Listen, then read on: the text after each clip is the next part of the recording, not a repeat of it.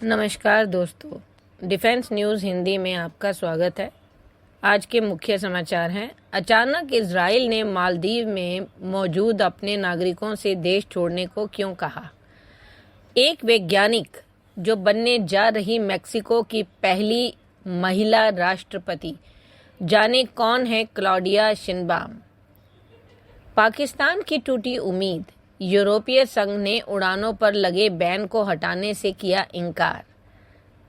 सिर्फ हमास को हटाना मकसद नहीं, गाजा को लेकर ये क्या बोल गए इजरायली रक्षा मंत्री। ताइवान को जो अलग करने की हिम्मत करेगा उसे टुकड़ों में कुचल देंगे, चीन के रक्षा मंत्री की धमकी। साउथ चाइना सी पर भी भड़के। बीजेपी तीसरी बार जीती तो एग्जिट पोल पर ये क्या कह रहा है पाकिस्तान, तुर्की, सऊदी समेत दुनिया भर का मीडिया। अब खबरें विस्तार से। इजराइल के विदेश मंत्रालय ने मालदीव में रह रहे इजरायली नागरिकों को देश छोड़ने की ट्रैवल वार्निंग जारी की है।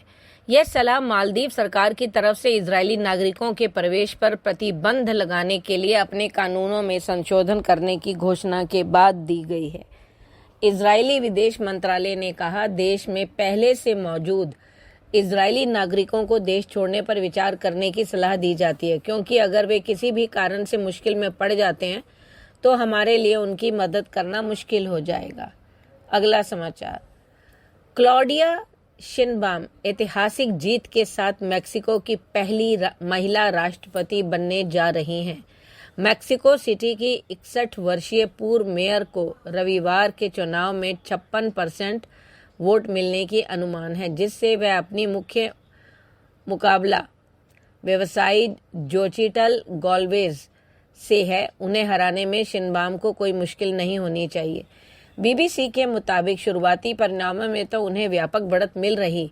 इस चुनाव को मेक्सिको में महिलाओं के लिए एक बड़ा परिवर्तन माना जा रहा है। राष्ट्रपति पद के प्रमुख उम्मीदवार में दो महिलाओं के बीच कांटे की टक्कर है और जीत किसी की भी हो, इस चुनाव में मेक्सिको की पहली महिला राष्ट्रपति मिलने जा रही है। वहीं तीसरे उम्मीदवार के रूप में जॉर्ज अल्वारेज मायनेज चुनाव मैदान में हैं, जो चुनाव में बहुत पीछे नजर आ रहे हैं। अगला समाचार। यूरोपीय यूनियन ने पाकिस्तान इंटरनेशनल एयरलाइंस सहित पाकिस्तानी एयर कैरियर्स पर प्रतिबंध जारी रखने के अपने फैसले को बरकरार रखा है। ARY न्यूज़ की रिपोर्ट के मुताबिक हाल ही में हुई एक बैठक के बाद EU ने अपना हालिया बैठक में पाकिस्तानी एयरलाइन समेत यूनियन के भीतर ऑपरेशन से प्रतिबंधित एयरलाइनों की वर्तमान सूची में बदलाव करने का कोई आधार नहीं पाया। अगला समाचार। इजराइल का इरादा गाजा पट्टी से हमास को हटाकर वहां एक वैकल्पिक शासन व्यवस्था कायम करने का है। इजरायली रक्षा मंत्री योआव गैलेंट ने कहा, इजराइल हमास को गाजा पर शासन करने की जारी रखने की अनुमति नहीं देगा। रक्षा मंत्री ने एक ब्रीफिंग में कहा कि हम हमास के लिए एक शासकीय विकल्प चाहते हैं। इसमें से क्षेत्रों को अलग थलग करना, फिर इन क्षेत्रों में हमास के गुर्गों को हटाना और अन्य बलों को लाना शामिल है, जो एक शासकीय विकल्प के गठन को सक्षम करेगा। अगला समाचार। चीन के रक्षा मंत्री डोंग जुन ने रविवार को चेतावनी दी कि उनकी सेना ताइवान की स्वतंत्रता को बलपूर्वक रोकने के लिए तैयार है। सिंगापुर में आयोजित शांग्रीला संवाद में रक्षा मंत्री डोंग ने कहा, चीन की पीपल्स लिबरेशन आर्मी हमेशा मातृभूमि के एकीकरण की रक्षा के लिए शक्तिशाली बल रही है। जो कोई भी ताइवान को चीन से अलग करने की हिम्मत करेगा, उसे टुकड़ों में कुचल दिया जाएगा और उसका अपना विनाश होगा। इसके साथ ही उन्होंने अमेरिका के साथ सैन्य कम्युनिकेशन की अहमियत पर भी जोर दिया। डोंग का यह बयान अमेरिकी रक्षा मंत्री लॉयड ऑस्टिन से मुलाकात के बाद आया। अगला समाचार। भारत में लोकसभा चुनाव की वोटिंग खत्म हो चुकी है और मंगलवार को आने वाले नतीजों से पहले एग्जिट पोल भी आ चुके हैं, जिसमें भाजपा एक बार फिर बड़े बहुमत से जीतती नजर आ रही है।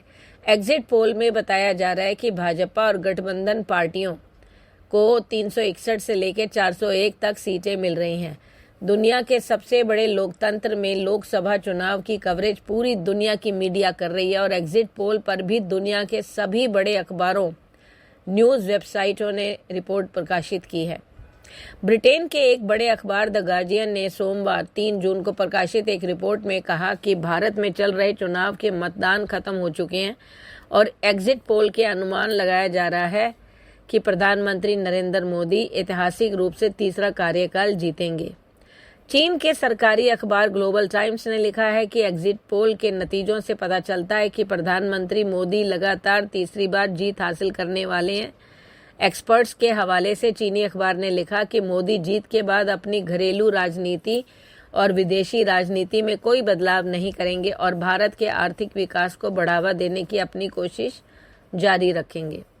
रूस के सरकारी ब्रॉडकास्टर आरटी ने भी एग्जिट पोल के नतीजों पर एक रिपोर्ट छापी है। आरटी ने लिखा है कि विभिन्न एग्जिट पोल के नतीजों में बताया गया है कि प्रधानमंत्री नरेंद्र मोदी की पार्टी भारत के राष्ट्रीय चुनाव में भारी बहुमत से लगातार तीसरी बार सरकार बनाने जा रही है। आधिकारिक रूप से मतगणना 4 जून को ही की जाएगी और तब चुनाव के नतीजे आधिकारिक रूप से घोषित किए जाएंगे।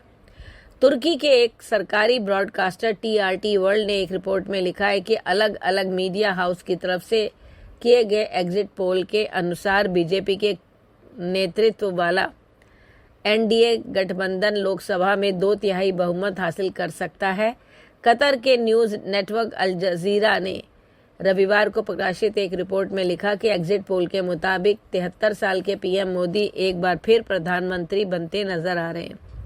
सऊदी अरब के अखबार अरब न्यूज़ ने लिखा कि एग्जिट पोल्स के मुताबिक लगातार लोकसभा चुनाव जो अभी 2024 में भारतीय जनता पार्टी को स्पष्ट तौर से बहुमत दिला रहे हैं, जिससे प्रधानमंत्री मोदी लगातार तीसरी बार देश के पीएम बन जाएंगे। धन्यवाद।